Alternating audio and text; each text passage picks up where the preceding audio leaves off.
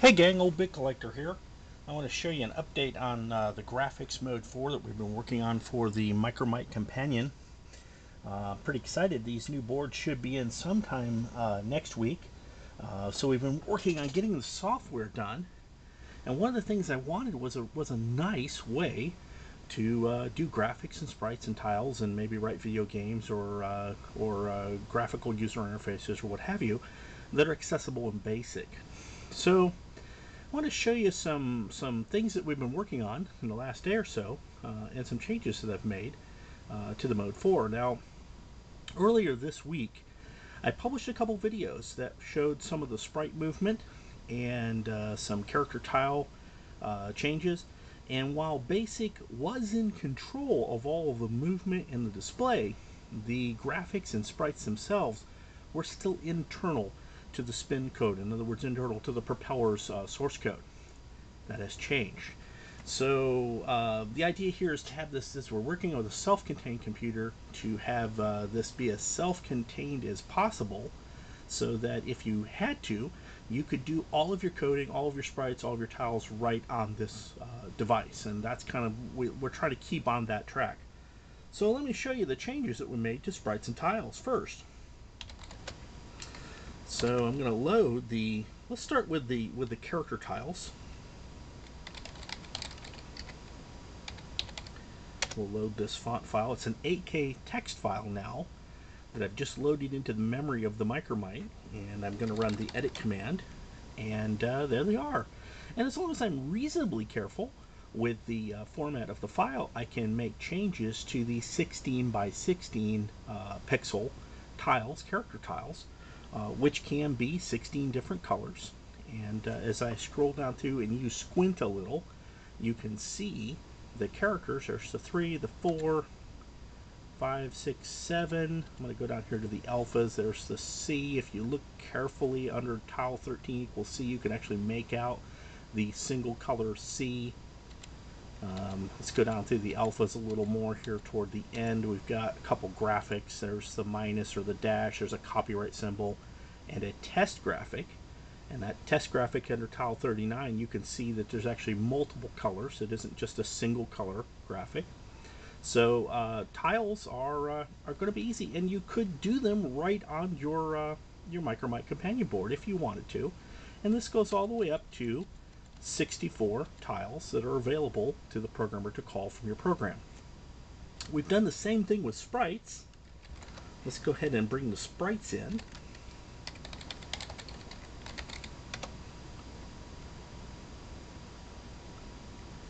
There we go. We got about a 6K file we're loading there, and I'm going to type edit. And of course, sprites are considerably bigger. We're dealing with 32 by 32 in the sprites. And these are multicolor, and they work just like the tiles. And if you, again, squint, you can kind of see a race car in car 1 and in car 2. And then we've got some empty sprites. And what we've done was we've basically made 16 sprites which you can load into memory at the start of your program. We could go bigger. You know, you could have you could call on a pool of maybe 32 sprites or even more. The problem with that is that the size of this text file gets quite a bit larger, and it will take a little longer for your program to start if we really go much bigger than this. So we're trying to find that balance between usability and keeping the speed to keep it useful. So let's go ahead and run our little program that calls these in. We'll load our basic this time. And there's our little bounce demo that will load that sprite and font file into memory, or character file into memory, and display some characters and bounce some sprites on the screen. So let's just go ahead and run that. Now, I don't have speakers hooked up. I had some trouble with the monitor we were using to first do this taping, but there's actually an audio tone that also gets triggered when the demo starts up. We're working on implementing the tiny synth as well, so that you'll have audio controls. So all of this controllable from BASIC. You can do everything without still without the need of another computer connected up to do any of the programming. There's even a special sprite and tile maker that's in the works that will be a little more friendly than simply editing with the text editor. That's about to be announced soon, and that's thanks to Carl, who's working on that. We're getting really, really close here.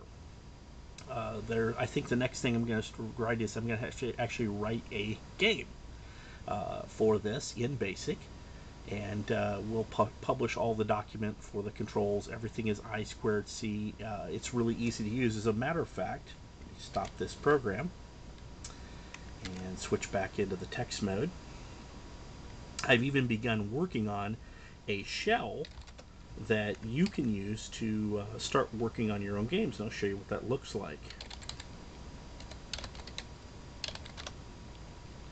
This is a 1K shell. I'll make this available, and this has the basic subroutines that you would need to access the sprites and character tiles capability from your Micromite onto the propeller. So all that remains here is some creativity and jump in and start writing code in BASIC.